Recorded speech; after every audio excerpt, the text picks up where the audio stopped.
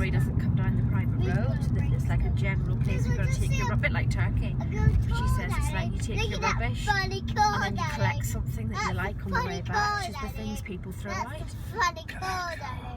That's a funny car. It's not a funny car, it's a lovely car. Like brand new plant pots and everything. So she says, oh, we've got loads of stuff from that.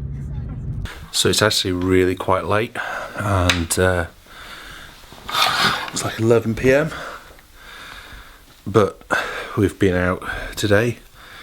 But I made a deal with myself that on the run up to this Jazz Vespers recording, I'm going to play both saxophones for at least half an hour every day, and I haven't touched my tenor today. So I'm going to show you how you can practice at any time of the day without disturbing the neighbours, without disturbing your family. So the first thing I've got is the mouthpiece silencer, which there is a review about here. If you want to go and check that out, by all means please do. What I do is pop the sax mouthpiece onto the silencer.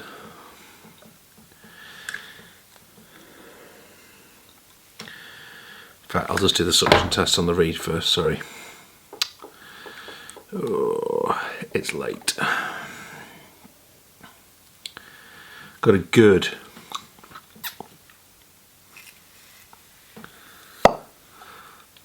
hour and a half in on the soprano earlier today, which is really important. So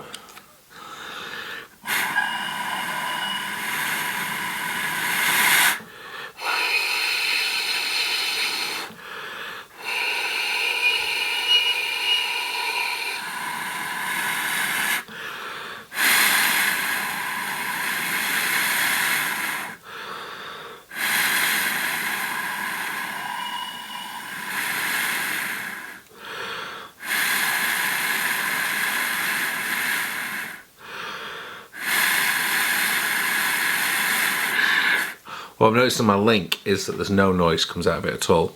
On some of my other mouthpieces you do get a very low sound, but with this link I get absolutely nothing apart from air.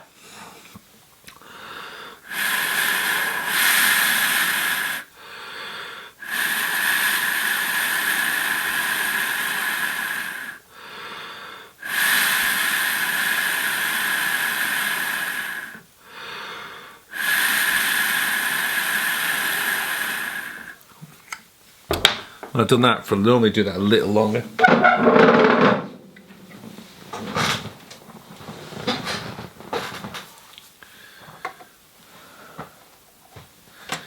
Pop on my tenor, and this is known to my students at Cambridge Saxophone as the Garzone subtone, because I got the exercise idea from George Garzone. And it is literally aiming to play 99% of air and just 1% of the note, and it's a good idea to start around about F, okay?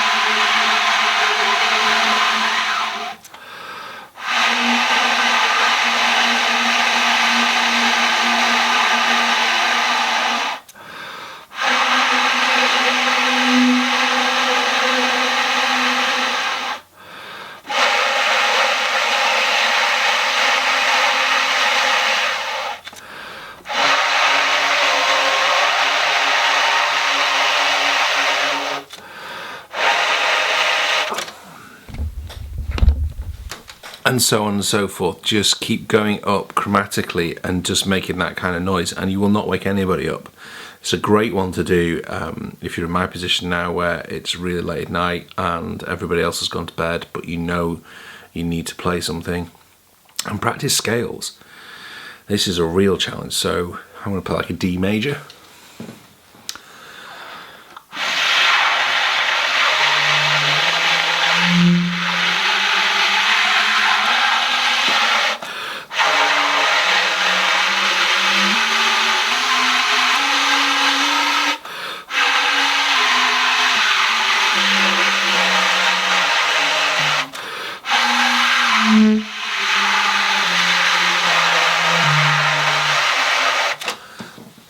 The real genius of this idea is that you're constantly backing off on this lower lip. You're trying to play with as little pressure as possible, and you can probably tell from the microphone I am making more noise talking than I would do playing. So I often, if I'm on tour away, I'll often practice this exercise in hotel rooms. In fact, sometimes it's the only exercise I do. I just literally run this through every day, run up and down all 12 major scales, run through a few modes. For example, I'm really trying to get my head around the Phrygian dominant for this recording session for one of the tracks. So I'll just run that up and down very, very slowly. Exactly the same subtone idea exercise.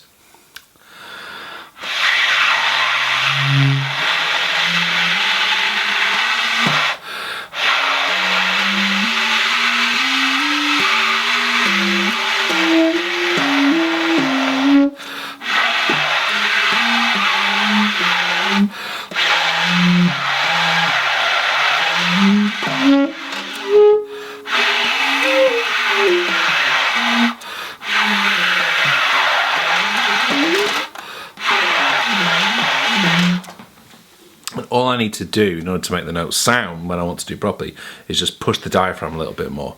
Not alter the embouchure, just push the air from the diaphragm with a bit more speed. I'll do it very, very quickly on one note.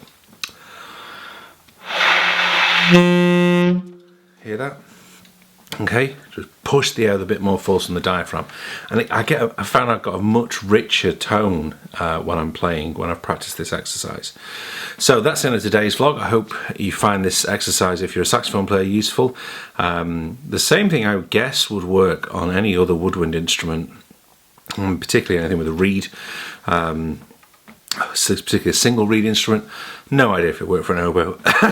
Nor do I really, quite frankly, know much on that. But yeah, I know for brass players you get silent brass. It's not a substitute for playing all the time, admittedly, but if you're short on practice time, or if it's late at night, you know, I could have easily, you know, carried on watching the celebrations of the Champions League final. Well done, Real Madrid, even though I was back in Atletico. But I could have easily carried on watching that. I could have played on my Xbox or answered some emails, etc, etc, etc. But getting down here and blowing just feels so much better. And I'm probably going to do a little bit more, and then I'm going to head to bed. And that's what you need to do. You're just playing, you're working on it daily, and you will build up the muscle memory within your embouchure to always play properly, so that when you are out there and you really want to let rip, you've got the option there. So any questions or comments, stick them in the boxes below. I look forward to hearing from you. Thanks for watching the vlog.